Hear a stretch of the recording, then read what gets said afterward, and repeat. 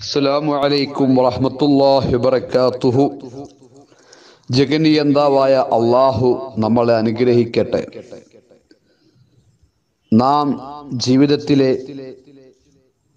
പല ഘട്ടങ്ങളിലൂടെ മുന്നോട്ട് ഗമിച്ചുകൊണ്ടിരിക്കുന്നവരാണ്. സന്തോഷങ്ങളും ദുഃഖങ്ങളും പ്രയാസങ്ങളും അങ്ങനെ മനുഷ്യ ജീവിതത്തിൽ പല പല അവസ്ഥകൾ മാറി മറിഞ്ഞുകൊണ്ട് നമ്മുടെ ജീവിതം മുന്നോട്ട് നീങ്ങിക്കൊണ്ടിരിക്കുന്നു.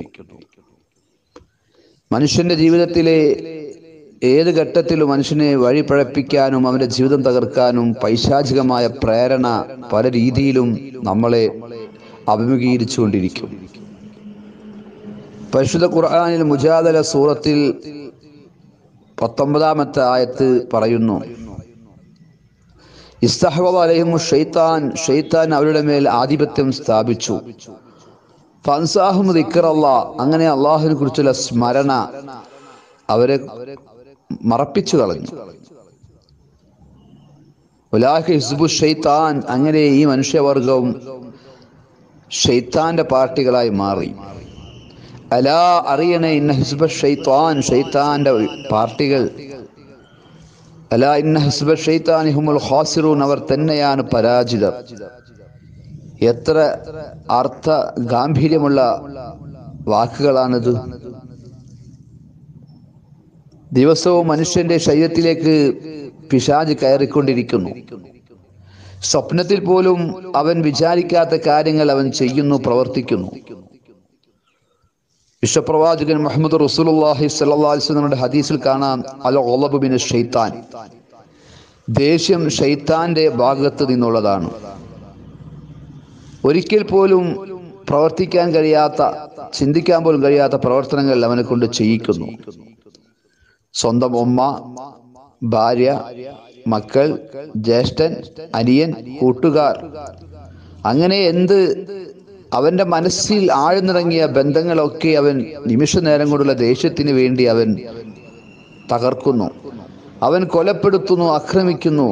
അങ്ങനെ അവൻ പ്രയാസപ്പെടുന്നു, കരയുന്നു. പിശാച് അവന്റെ ശരീരത്തിൽ നിന്ന് ഇറങ്ങി പോകുന്നു.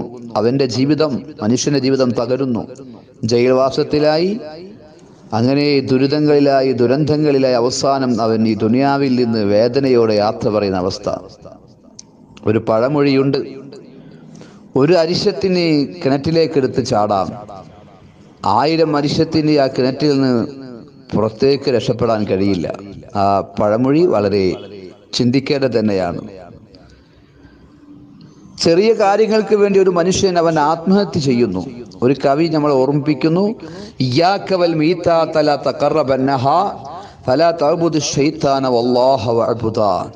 ഇയ്യാക, നിന്നെ നീ സൂക്ഷിച്ചോ, ഇയ്യാക വൽ മീതാത, ആത്മഹത്യയും നീ സൂക്ഷിച്ചോ, ഫലാ തഖറബന്നഹാ, ശൈത്താന്മാരോട് നീ അടുക്കണ്ട, വല്ലാഹ ഫഅബ്ദാ, നീ അല്ലാഹുവിനെ ആരാധിച്ചോ.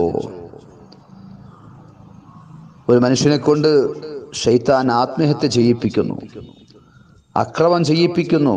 അങ്ങനെ അവനെ കൊണ്ടെല്ലാം ചെയ്യിപ്പിച്ച് അവസാനം മരണത്തിന്റെ ആ സക്രാത്തിന്റെ വേളയിൽ അവൻ ആലോചിച്ചു പോകുന്നു, എന്നെ ആരെങ്കിലും ഒന്ന് രക്ഷപ്പെടുത്തിയിരുന്നെങ്കിൽ.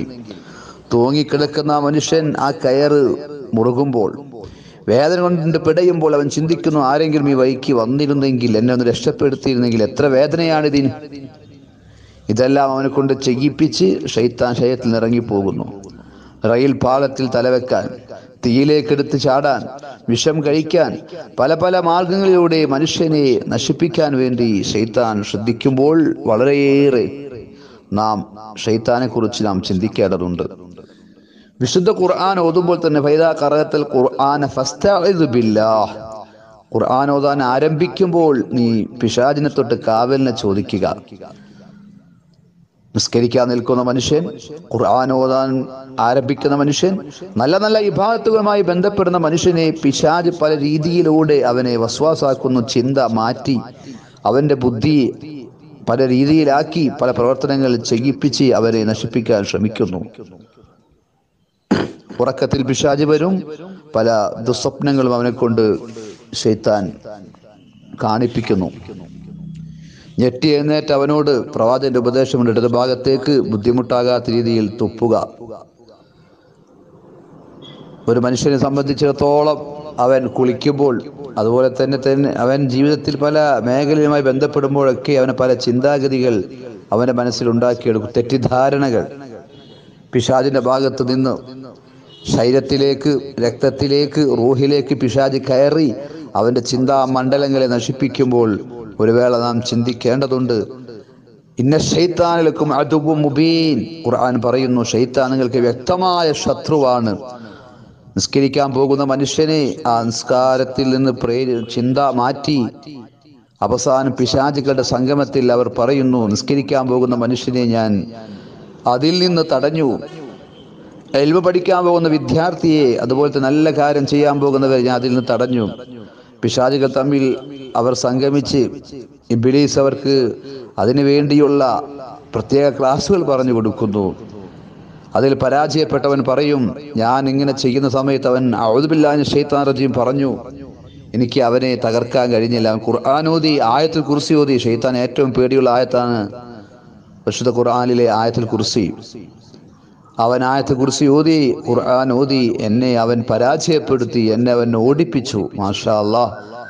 അതുകൊണ്ട് നമ്മുടെ ചിന്തകൾ മാറുമ്പോഴൊക്കെ നാം ചിന്തിക്കണം, അള്ളാഹുവിലേക്ക് അടുക്കുക, ഖുർആൻ ഓതുക. പിശാചിനുള്ള യുദ്ധം ആ വഴിയിലൂടെയാണ് നമുക്ക് സാധിക്കാൻ ഉള്ള വഴികൾ എന്ന് മനസ്സിലാക്കി നാം പൊരുതുക. അള്ളാഹു നമ്മളെ അനുഗ്രഹിക്കട്ടെ. അസ്സലാമു അലൈക്കും.